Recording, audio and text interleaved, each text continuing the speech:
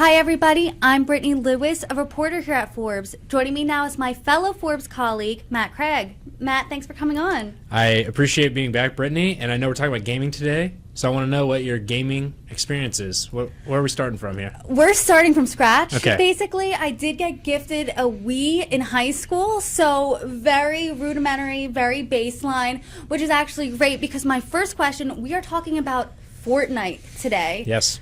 Can you explain, for those of us who don't know, what is Fortnite? Fortnite has been the #1 video game in the world pretty much consistently since it was released in 2017. A lot of people don't know it actually started as like a regular game where you and your friends would play missions and things like that. But what really caught on was this mode called Battle Royale. Essentially, 100 people would drop into this large map, and it would just be last man standing wins. Now that's like a normal thing in the video game world. At the time, it was pretty revolutionary. Getting 100 people into a certain map was big. It was also free to play. You didn't have to pay and buy the game, which is the traditional model.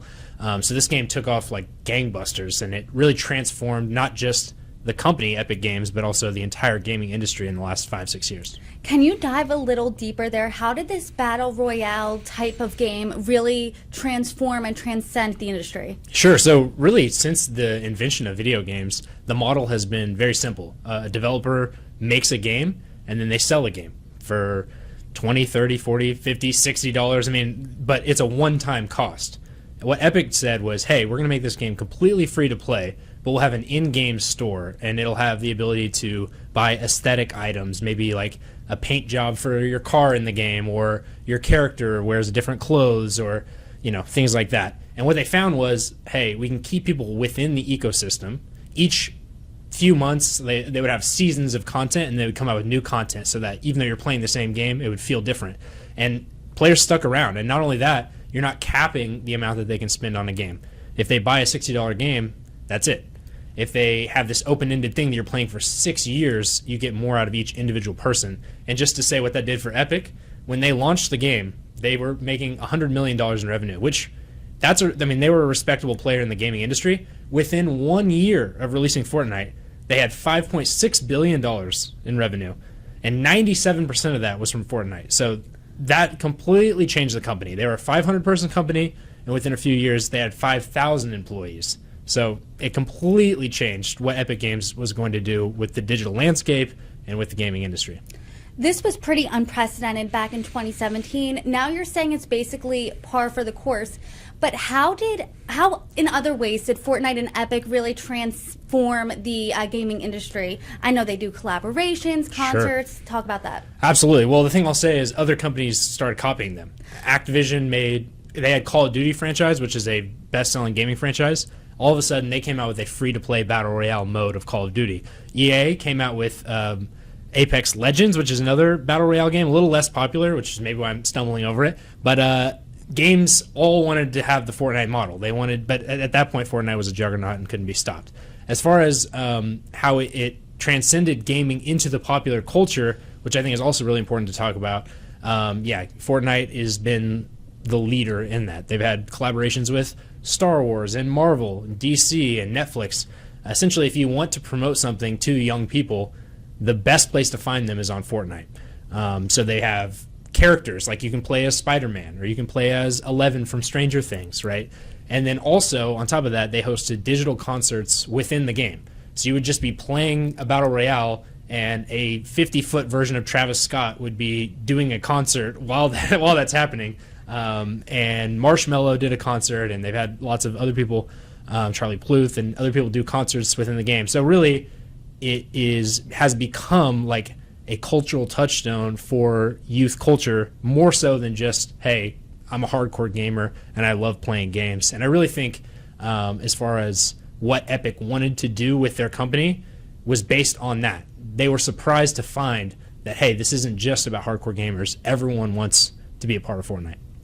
And now an ordinary user can become a developer. And I want you to talk about that a little bit, because Epic Games is using Fortnite to pivot when it comes to development, and they're putting this in the user's hands. Explain. Absolutely. So in many games, Fortnite is not the first game to have a map editing mode. Many times when players are really passionate about a game, they want to tinker with it. They want to make it their own. And Fortnite, almost right away when they launched Battle Royale, they had a Fortnite Creative mode. But essentially it was just like you're creating your own maps, your slightly different aesthetic adjustments from the original Battle Royale mode. Over time, they started adding more features, and they realized, wow, a lot of people are into this.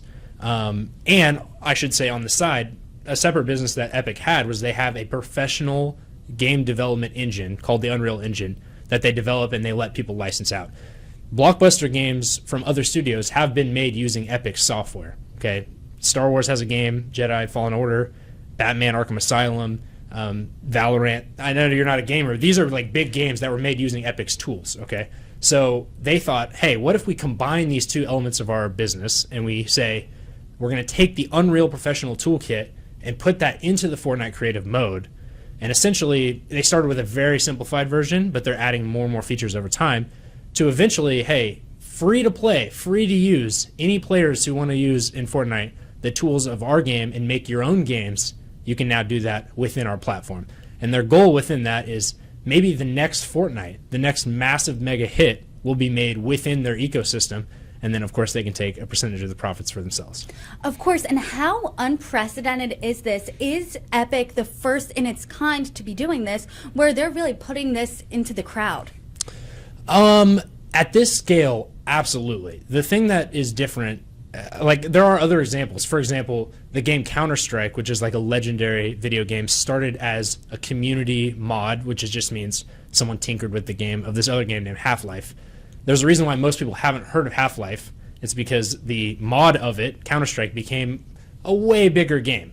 There's examples of that happening. League of Legends was a mod of this other game, and outpaced the original. The difference is Epic is incentivizing on the front end, saying, hey, we're going to take a percentage of our revenues that we're already making lots of money playing Fortnite and pay you now for the engagement that you're going to have. And then we think, hey, that'll make you want to continue to build on our platform, and then something will hit and take off. And that is where there has never been creators, like not professional game developers, but just like everyday kids who love playing Fortnite who are now making money by making games on the platform. Can you talk about that? Because this is really lucrative for some people. You're reporting a nurse who was just an everyday user really made millions off of this. So talk about that a little bit. Yeah, absolutely. Well, I think it's very important to clarify up front, because when this was announced in March, the big announcement was, hey, we're taking 40% of our net revenues, which is kind of a slightly made-up term, but the items that you're buying on our shop, 40% of that minus like some fees and things like that, and distributing out to creators. That has been shared throughout all the gaming industry as, hey, 40% of our revenues is going to third parties. That's slightly misleading because Epic's own games, including Battle Royale, which is the most popular game on the platform by a million, I mean like half of all user playtime is on Epic's games. But Battle Royale competes for the same engagement pool as regular users. So the actual amount going to users, third-party users, is a lot less than 40%. However, in the first 6 months of this program, since they announced it, Epic has given I say distributed, it's been earned, it's not just donated, but $120 million to third-party creators. That's, again, when we're saying gaming history, like that's never been done before. The people who are benefiting from that right off the gate are just the super users. The first people, to adapt to it are, hey, I'm already playing Fortnite for hours a day. I've already been making stuff in Fortnite Creative using an old and kind of bad monetization system, but now I know the tools. I know how to make things popular. I know what people want. And so you're getting these 20-somethings who just love playing Fortnite who all of a sudden are getting $1 million paychecks. You mentioned Dylan Johnson, who was a COVID nurse at the UVA Medical Center. He was doing like overnight shifts as a COVID nurse, and then just to decompress, he would just mess around with these tools.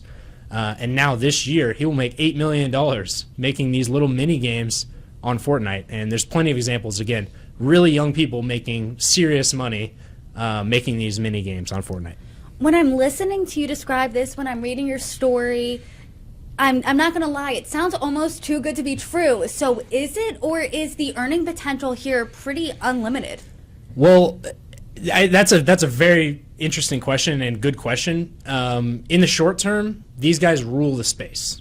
And they, at least I would say next year, they're set up to be the top earners in the space. Top earners, Epic said at least 5 people on their platform will make more than $10 million this year doing it. And these people are well positioned for that. What I think will happen, and this is just me speculating, is as the platform gets closer to the raw professional Unreal Engine, which is just a professional development tool, it will get harder for recreational hobbyists to master it and be able to make games that are as good as what professionals could make.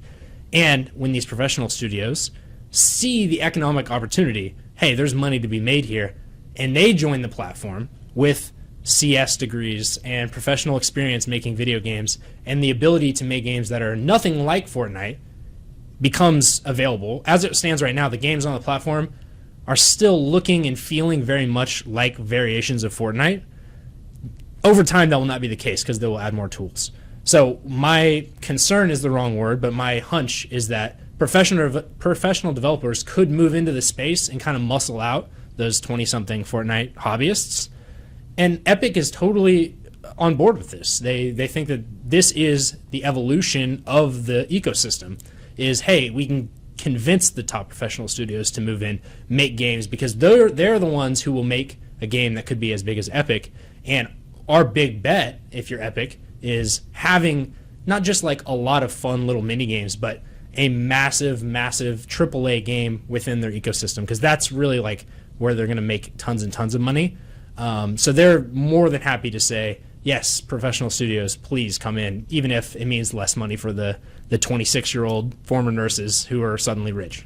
I do want to talk about this ecosystem a little bit more. You wrote that Epic's CEO's goal is, quote, to turn Fortnite from a single video game into a full-blown creative ecosystem of thousands of games and digital experiences designed not just by Epic, but by its 70 million monthly active users.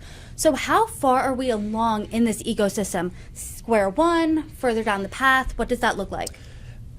Well, to your point about it being unprecedented earlier, when you fire up the game Fortnite now, and you think about like what it's like to fire up Netflix, where there's just little boxes that you can pick stuff that you want to watch.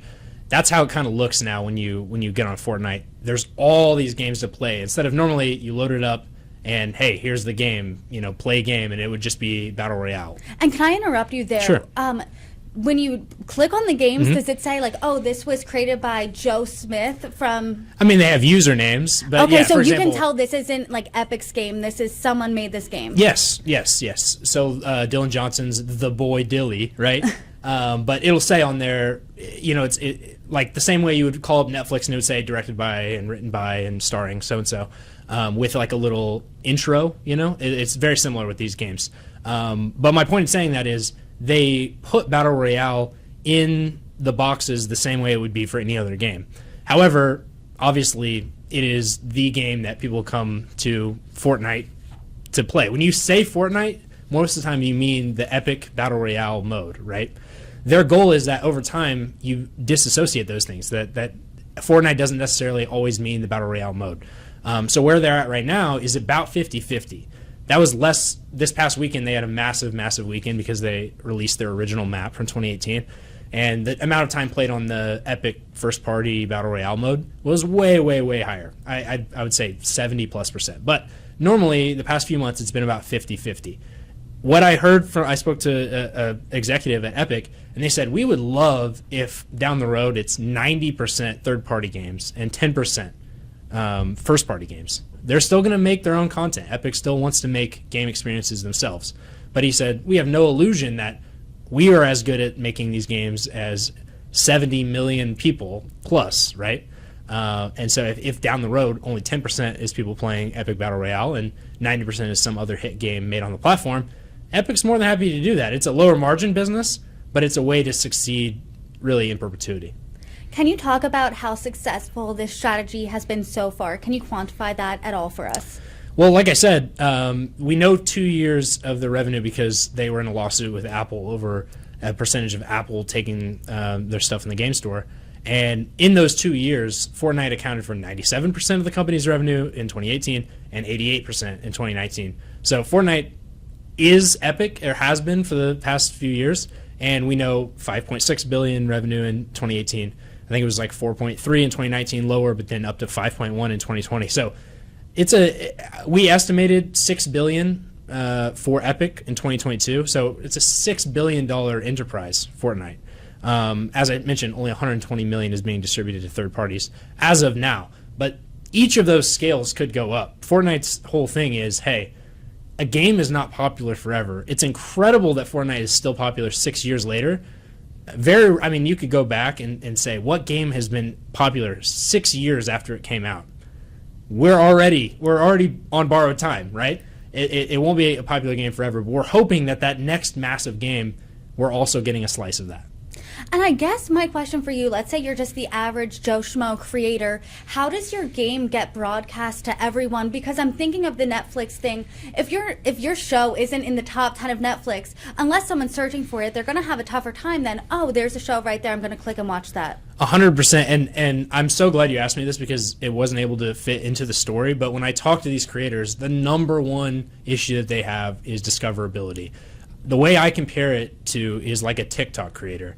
Again, if the algorithm is feeding you, every video you put up can go viral. But oftentimes, TikTok creators and Fortnite creators feel like each time I put something new out, I'm kind of starting over from scratch.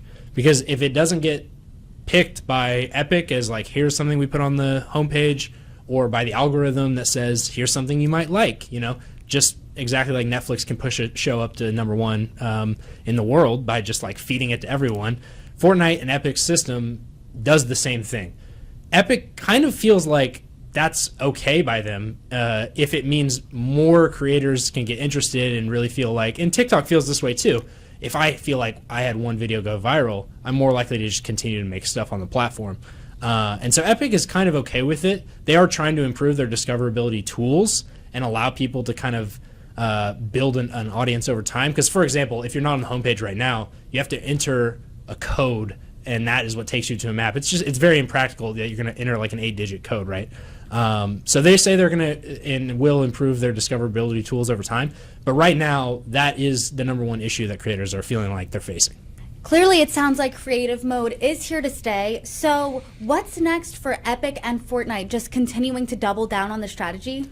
Well, they want to continue to add features from the Unreal Engine to Fortnite. And over time, it will allow you to make games that feel nothing like Fortnite. And I think that will be a real turning point. Like, for example, right now, it's only over-the-shoulder third person, which is how it looks to play Fortnite. But if they were to add, and they plan to in the next few months, a first-person mode, I can now make games. Like, if I was going to make a horror game around Halloween, they were very popular around Halloween, these horror games. If I can make it first-person, I could add a completely different experience of horror. Like if you think about the game Five Nights at Freddy's, like a really popular horror game that came out, the first-person perspective changes everything. So that's just one example. They plan to add many, many more features, and eventually, essentially, be giving the UEFN, is what they call it, Unreal Engine for Fortnite, the full professional toolkit, and just say, have at it. The young people who started in Fortnite Creative before it was UEFN, they benefit from just adding a few things at a time because they're essentially getting their CS degree. They're getting their game development training every 2 month stretch when one new thing gets added and one new thing is added. And some people I talked to said, hey, these people know the Fortnite community really well. So maybe they will be able to compete with those professional developers because the professional developers don't know what people want like the Fortnite obsessives do. So I don't know. We'll see. I tend to think that eventually professional developers will have the edge, but that's just me. Epic is, as long as more people are playing Fortnite anywhere in the ecosystem, they're happy. And do you think this will take over the industry, not just Epic, but other gaming companies as well? There are other examples. Like, for example, Roblox has been doing this for 10 plus years. Minecraft has been doing this for a long time too. Those games they're slightly different. Roblox is very social, and it's also skews much younger. And they have rules to protect advertising to young people and things like that. So there's just not as much economic potential as there is for Epic and with Fortnite. But there are other examples of this. Where this is kind of like heading, and I hesitate to even say this word, but Metaverse. That is the word that Epic uses to describe this, It's a buzzword. Before AI was the buzzword, everyone was talking about metaverse. All I'm thinking about is those glasses when Yes. you put them on. So can you explain what you mean by metaverse then? 100%. And I think this is an important distinction to make, because when people think metaverse, they think Ready Player One, and they think, I mean, Facebook/Meta has put $10 billion into this digital world that you'll be, in VR glasses and, I don't know, like a 360-degree treadmill, and you'll just, you'll be like living inside this digital world. What Fortnite and what video games have done, and let me just say up front, the best versions of metaverses currently right now, hands down, are video games. What they've done is they just say, on a base level, what a metaverse is a digital environment where I come for social experiences, and I talk to people, I create stuff. I mean, not very much different from like all your social media platforms or how you would interact with someone in real life. If I just did that online, that's a metaverse, and we're allowing a platform to do that. So what they think is, if we have thousands and thousands of experiences where you can snowboard in one game, and in one game they want games that have nothing to do with combat, that they're not fighting at all. A recent trend has been like tycoon games. Like, if you ever heard of like Roller Coaster Tycoon or games about getting rich, those games have started popping up on the Fortnite Creative mode. So their idea is, if we have an experience for every single person within this digital world and realm, and you're meeting your friends there and you're talking, that is a metaverse. And as it stands right now, that's where the millions of people are. Meta can invest $10 billion all they want to, and they have like 300 users. That's not a place that you're going to want to hang out in. But with this past weekend, 6.1 million concurrent players on Fortnite, suddenly this is the hottest party on the internet. And that is the metaverse that people want to be in currently. Well, Matt Craig, thank you so much for your reporting. I appreciate you coming in today. Thanks, Brittany.